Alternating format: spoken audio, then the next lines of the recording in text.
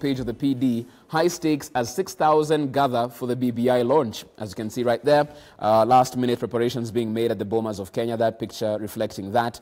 President Uhuru and opposition leader Raila to preside over official launch of report at Bomas today, as Deputy President Ruto says efforts to change the law will fail if the objective is to create new positions. Well, nothing new as far as those utterances are concerned, and that caption going with that particular picture right there. Also, as we look at that, of course, and we look at the political implications of the BBI, we're also keeping a keen eye not only on our health sector, but also on our education system. Schools won't reopen soon. Rising COVID-19 infections put a damper on plans to recall other classes. This, of course, coming from the Ministry of Education as far as that's concerned. That's a story that you can get on page 13 of your People Daily today. And even as you look at that on page 8 of the PD, counties face ICU beds crisis with rise in COVID cases. Regional units overwhelmed by new coronavirus infections as daily numbers hit the all-time high.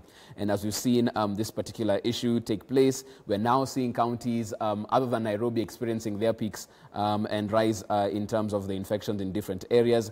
And as far as their health sector is concerned, and capacity to deal with this really being pushed to the limit, and you can get the details of that on page 8 of your People Daily today. On page 2 of the PD, Waiguru reads the Riot Act to county staff. Embattled Kirinyaga governor trying to make sure that she delivers what she has to for the people of Kirinyaga, not only with trying to make amends and just reach out with an olive branch to the assembly, but also with members of her own county staff. You can get the details of that particular story on page 2 of your People Daily this morning.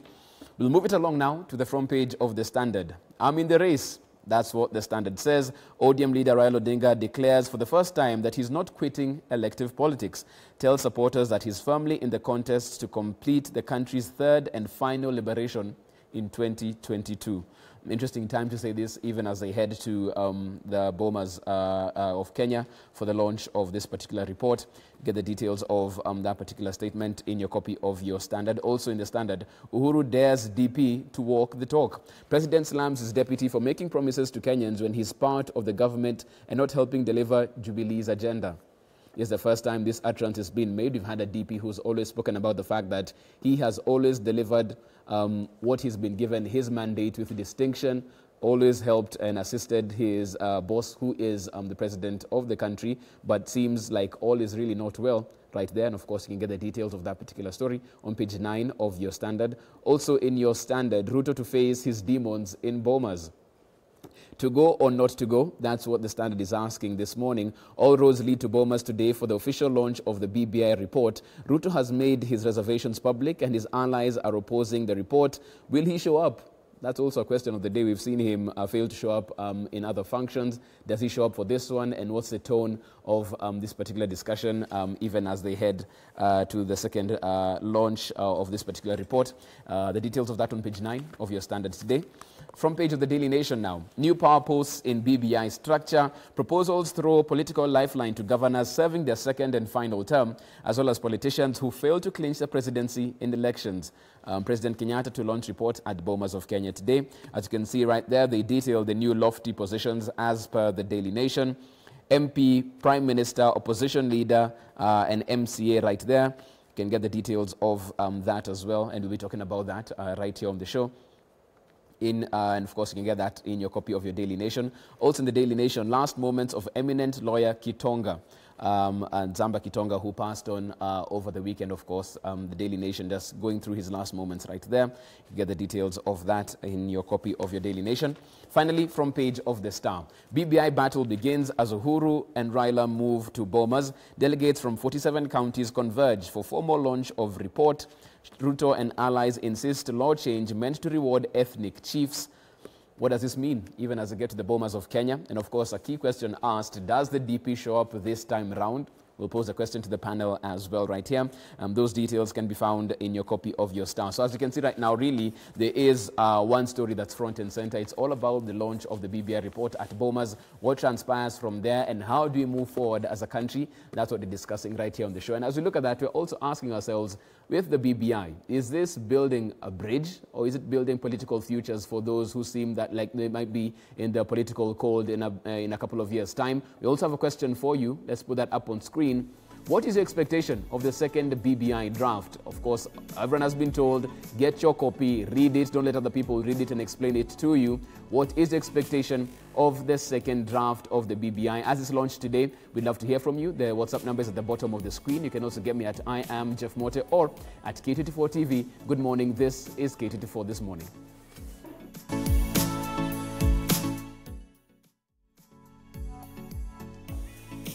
Okay, and even before I get to my panel, let's just set the stage for what they're discussing right now. Now, the Building Bridges Initiative final report is now set to be officially unveiled to the public tomorrow as the debate on the changing of the constitution gathers momentum. This is after the final report was handed to President Uhuru Kenyatta and ODM leader Raila Odinga last Wednesday in Kisii County.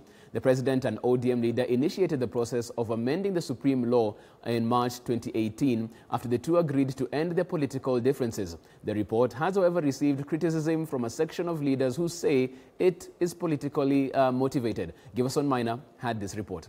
As leaders, to be able to come together to discuss these issues and to find solutions that will bind our people together.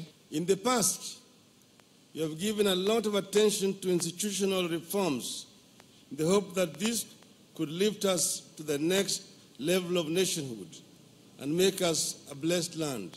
It is 2 years and months since President Uhuru Kenyatta and his former arch-rival Raila Odinga shook hands at the Harambee House in March 2018, ushering an end to their political hostility and building an era of peace and calm in the country. The famous handshake between the two leaders then metamorphosized into a constitutional imperative to seek peace, security and unity across the country through the long-sought Building Bridges Initiative BBI, the report which was finally handed to the two leaders last week on Wednesday in Kisii County. President Uhuru Kenyatta on Sunday toured the Mount Kenya region, specifically Nyeri County, in what was seen as an attempt to drum up support for the BBI report through gifting the residents with 100 million pledge to complete the PCEA to Mutomo Hospital project in Nyeri. The president, however, chose to keep politics aside in his address. Very many times in the past, the Kenyan government will continue to partner with the church in the provision of services to our people. On his part, Deputy President William Ruto, who toured the Western Kenya region on Sunday, stressed that the country should have a decent conversation regarding the BBI report, noting that the report should have focus on basic issues affecting the lives of majority poor Kenyans. Those proposals in the BBI report must be subjected to people's comments and people's recommendations so that we can carry every Kenyan on board. It as a draft, and now we have a proper national conversation and total inclusion of all Kenyans. Ndio sasa tutoe mjadala mzuri, tutoe draft mzuri ambayo itakuwa na azimio za Wakenya wote. Hatutasoma tu, pia tunataka kuuliza maswali kidogo, haswa maswali ya timing. Timing ni muhimu kwa document yoyote. Sisi tunauliza maswali kwa heshima kubwa na rais wetu wa nchi hii na mwenzake wale walisalamiana na yeye. Why now? Kwa nini saa hizi? The launch of the BBI report with a referendum now on site brings to an end the much-sought attempt to end bitter political rivalries and chaos after every election. If we read it and we find out there is a place of worry, we shall not shy away without pointing out the areas that we shall be worried about. But we shall not also fail to praise the areas that we feel it has given an opportunity for Kenyans to begin a conversation and an engagement around. Giverson Minor. Okay, and that's where it stands right now as we wait for Bomas of Kenya to see what will transpire from that particular side of things. Let's get to my panel in studio, joined by public policy analyst Arnold Maliba. Good morning. Morning, Jeff. Karibu sana. Asante. Welcome to the show. Are your sticky notes matching the blazer today? I like the attention to detail. Not really, they just happened. I really didn't have a very good morning because I traveled back last night. And then, of course, he trained heavily last night and there was no power. And you know how water can get cold. It's not funny. Sorry about that. Yeah. Glad you could make it with all those challenges withstanding. I'm happy I'm here. Asante sana. Someone who has decided that he'll not come to this studio for the better part of this year. I don't know if you'll see him before, the end of 2020. Mark Bichachi, communication strategist. Good morning, Mark. Good morning. And yes, I do. I'm not doing physical studios because I happen to follow the Minister of Health when you say that get records of 1,000 infected people. It shall not be 1,001 plus catch. And we are glad you're following that particular directive, but still very diligently, appearing on the show. Let's jump into this, because right now, you look at any of the front pages right now, any political conversation, right now, everyone is talking about what will happen at the Bomas of Kenya. And even before we get there, interesting story that we heard from Giverson Minor. Arnold, I'll come to you. When Caleb Kositani, Deputy SG Jubilee, talks about now that the report is out, now let's have a national conversation. What does that conversation sound like? Because it almost seems like we're just going round and round in circles, because one would have thought after the first draft and the committee, the task force went out, gathered more views, that essentially would have been the national conversation. I think he's very right when he says that now that the second report is out, let us have a conversation. My belief is that today is actually the beginning of a robust national conversation or a national dialogue properly. We now have got the agenda notes for the conversation properly, at least with proper engagement. We've reached out to people. BBI report for me is just the agenda notes for that particular dialogue that we've always spoken about. Because BBI as is, if you've skimmed through, you'll realize that it's not entirely very implementable. And how do you implement a plan? You implement a plan, number one, by further planning, so that you break them down into smaller bits where you can actually then implement them, change where it's necessary. So I think Kositani is actually very right. He knows what he's saying. And even if he doesn't know what he's saying, he probably is in the right spirit and knows what to say. So for me, the BBI second report that we are launching today officially, already I know most of us have a report, is the agenda notes for a conversation we're going to have going forward. And for me, it provides a basis for which we can actually engage positively, engage robustly. I have mentioned before that conversations and dialogue are not easy. If anyone ever told you that dialogue is easy, dialogue is not easy. It's very, very difficult. But yet there is no other alternative to engaging and actually coming up with fruitful conversation going forward, and actually even engaging into, or rather, that's the only way we have to move from where we are. Okay, it's interesting because when you say that, the dynamics of a conversation and an honest dialogue is that you don't really know what will transpire at the end, but you're all willing to get there and find some common ground in between. But Mark, from the look of things, even if we call for a national, conversation or dialogue, the end is already seems to be set in stone. We have to have this referendum take place. We have these laws that will be passed by the House. So by this particular time, we have it done. How do you have a national conversation in that particular context? Well, Jeff, we have to go back to where these three leaders, their intentions and political intentions are. Number one, we need to understand that there's a section of the political class that views the BBI process as an effort to uproot the ambitions of one of their own. There's also a section that views the BBI process as a process of bringing peace and stability to a country that has perennial election troubles every 5 years, every 4 years, because it takes a year to recover. So depends on which side of the fence you sit. So if you sit on Piruto's side and you share his point of view, then you want a day of the referendum. And please align. For them, the issue is the referendum, not the BBI itself. Because they know the suggestions that 5%, 7-year tax holiday, positions of Prime Minister, leader of opposition, William Ruto, is on record, Chatham, speaking about the same issues. So that is not their bone of contention. Their bone of contention is a referendum, and what that means to the political fortunes of whoever is involved. And take you back to 2005 referendum, basically almost unstopped back in 2007.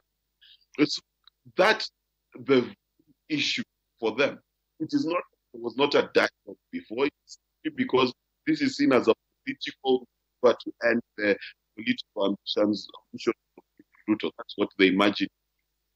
And you will then hear a lot of theory spring from it when they say let it include Wanjiku, and the whole document it's Wanjiku, because at the end of the day, it is Wanjiku who will elect the majority party in parliament. It is Wanjiku who will elect the second runner-up in an election. It is Wanjiku who will be involved in electing president. It is Wanjiku who will enjoy a tax holiday, who will enjoy a parliament which has more control over national debt.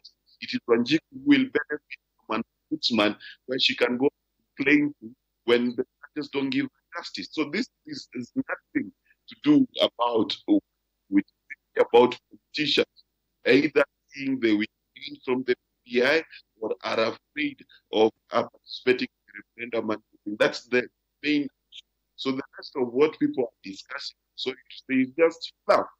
When people say that the ombudsman is going to reduce the independence of the judiciary because he's appointed by the president, I ask them, isn't the justice appointed by the president? So all of these things are sideshows. When the reality is, it is politicians who either see the referendum as a threat or as an opportunity. That's really where the issue is. Arnold, is it possible to, as we wait for what will transpire at Bomas, to look at this document and delink it from the three key political figures right now? Because anytime this conversation comes up, even when you look at the front pages of our dailies today, you'll have to talk about Uhuru Kenyatta. We can now see ODM leader Raila Odinga speaking about he's seeking an elective post. And of course, there's a question of Dr. William Ruto and where he stands on this, even whether he shows up at the Bomas of Kenya. How do you have this conversation without these three key political figures within that particular dialogue? We would not even have the conversation itself if the three people were not there. So it's almost impossible to have this conversation without these individuals featuring, because whereas leadership is not one man's burden, the truth is that every one of us or a few people are called in certain times to bear its weight. So for this particular time in history, we have got at least three people who are playing a very pivotal role in this. Number one, the president, and by the way, it's important to mention that on Thursday, 26th October in 1961, Uhuru Kenyatta was born, who is the president. So probably the show would just need to actually say that happy birthday, Mr. President, even as he launches BBI. So it's quite a very interesting day. That and of course, you remember that in 2017, on this particular day, birthday present. He was given another birthday present. So right. The president has got very interesting birthday presents of late in the last 3-4 years. That said, Uhuru would not have agreed to, or rather to preside over a country that was dysfunctional after the elections in 2017. So we are at a point where BBI is not a matter of what, but going forward, how is everything. Because the what part of it is already here. The why is already explained. The politics is actually in the how. That is where the problem is. Ruto on the other side is actually energizing this conversation. I saw you using the term a honest conversation. In politics, you cannot have a honest conversation. Let us just say that we will have a robust conversation. Because what you see sometimes is not what is there. And that is why I choose to look at BBI report as agenda notes. If it were in a board meeting, we would say that is just the board paper for us then to talk. The outcome could be slightly different. Like I already said, BBI in its current form might not be, it's not something you can actually say, I'm going to implement these ways. There are a lot of changes that are coming. Because there are proposals that have been made and they walk back on some of the progress we've made in the past. So that automatically, no one is going to give in that particular position. That is why I think Kositanyi is actually saying something that he knows, that this is the agenda notes upon which then we engage going forward. We will not have a honest conversation, at least not at the political level. Okay. But we can have a robust conversation, and as long as there is the perceived notion that the deputy president is opposed to this report, then it will actually ensure that the report is looked at in a better way. A few things are changed.